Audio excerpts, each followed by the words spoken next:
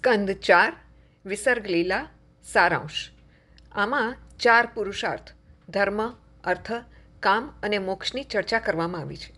ધર્મમાં 7 પ્રકારની શુદ્ધિ, દેશ શુદ્ધિ, કાલ શુદ્ધિ, મંત્ર શુદ્ધિ, દેહ શુદ્ધિ, વિચાર શુદ્ધિ, ઇન્દ્રિય શુદ્ધિ અને દ્રવ્ય શુદ્ધિ બતાવવામાં આવી છે.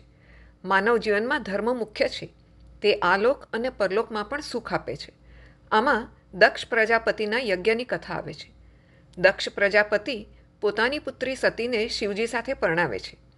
એક બ્રહ્મસત્રમાં દક્ષ પ્રજાપતિ આવતા શિવજી ઊભા ન થતાં તે શિવજી પ્રત્યે નારાજ થાય છે અને વાગ્બાણ વડે તેમને છડેચોક અપમાનિત કરે છે. દક્ષ બ્રહ્મસત્ર છોડી ચાલ્યા જાય છે. થોડા સમય પછી દક્ષ કનખલ ક્ષેત્રમાં બીજો યજ્ઞ શરૂ કરે છે. તેમાં શિવજીને અને પોતાની પુત્રી સતીને નિમંત્રણ આપતા નથી. શિવજીની ના છતાં આ યજ્ઞમાં સતીજી જાય છે.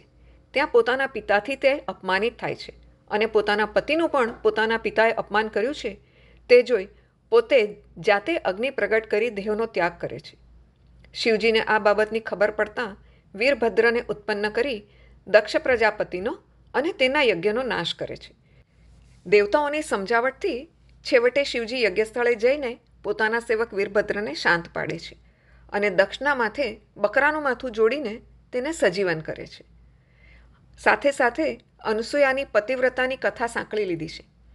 લક્ષ્મીજી, પાર્વતીજી અને સાવિત્રીજી અનસૂયાજીના પતિવ્રતનો ભંગ કરવા માટે વિષ્ણુજી, શિવજી અને બ્રહ્માજીને મોકલે છે. ત્યાં અનસૂયાજીની પરીક્ષા કરવા જતાં ત્રણેયને બાળક બનવું પડે છે. ત્રણેય દેવીઓ અનસૂયાજીની માફી માગે છે અને પછી પોતાના પતિદેવોને મૂળ સ્વરૂપમાં પ્રાપ્ત કરી શકે છે. અત્રિ અનસૂયાજીને ત્યાં દત્તાત્રેયનો જન્મ થાય છે. પછી ધ્રુવજીના ચરિત્રની વાત આવે છે. ઉત્તાનપાદની 2 પત્નીઓ સુરુચિ અને સુનીતિ.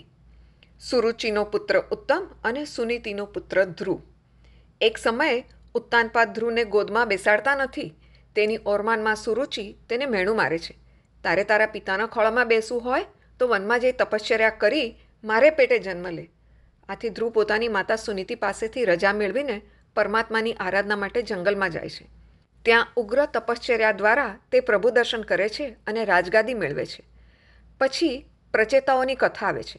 પ્રચેતાઓ ધ્રુવજીના વંશમાં થયેલા છે. તેમાં અંગ નામનો રાજા થયો.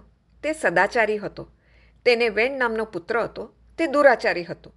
બ્રાહ્મણોના શાપથી તેનું મૃત્યુ થાય છે. ત્યારબાદ બ્રાહ્મણોએ વેદ મંત્રો વડે તેના બાહુઓનું મંથન કર્યું. પૃથુ મહારાજ અને મહારાણી અર્ચીનું પ્રાગટ્ય કર્યું. પૃથુ રાજા અર્ચન ભક્તિમાં શ્રેષ્ઠ છે. પુરંજન રાજા અને તેના મિત્ર અવિજ્ઞાતની કથા આવે છે. પુરંજન જીવાત્મા છે અને અવિજ્ઞાતી પરમાત્મા છે. પરમાત્મા જીવ ઉપર અનેક ઉપકારો કરે છે. તેનું ભાન જીવને થતું નથી. પુરંજન કાળદેવની દીકરી જરા સાથે પરણે છે. તે સ્ત્રીમાં અતિ આસક્ત રહેવાથી તેનો નવો જન્મ કન્યા રૂપે થાય છે. નારાયણ સરોવરને કિનારે પ્રચેતાઓ 10,000 વર્ષ સુધી જપ કરતા નારાયણ ભગવાન તેમને દર્શન આપે છે અને આજ્ઞા કરે છે કે તેઓ લગ્ન કરી ગૃહસ્થી બને. પ્રચેતાઓ લગ્ન કરી ગૃહસ્થી બને છે. પરમાત્મા તેઓને સંસાર સાગર કેવી રીતે તરી જવાય તે માટે બોધ આપે છે. આ બોધ બધા ગૃહસ્થી માટે ઉપયોગી છે. ગૃહસ્થીએ 24 કલાકમાં 4 કલાક ઈશ્વર સ્મરણ, ધ્યાન, સેવા પૂજા અવશ્ય કરવા જોઈએ. બાકીનો સમય ધંધા માટે, નિંદ્રા માટે અને પોતાના કુટુંબ માટે આપી શકે છે. ઈશ્વર સ્મરણથી ગૃહસ્થીનું મન શુદ્ધ થશે.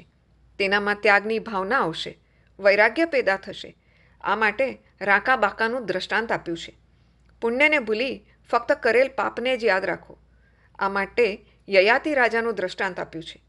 જગતને પ્રસન્ન કરવાનું માંડી વાળી પરમાત્માને પ્રસન્ન કરો. આ માટે મા બાપ અને દીકરાનું દ્રષ્ટાંત આપ્યું છે. છેલ્લે મૈત્રેયજી કહે છે, મેં વિદુરજીને આ કથા સંભળાવી છે. વિદુરજીને ત્યાં મુક્તિ મળે છે.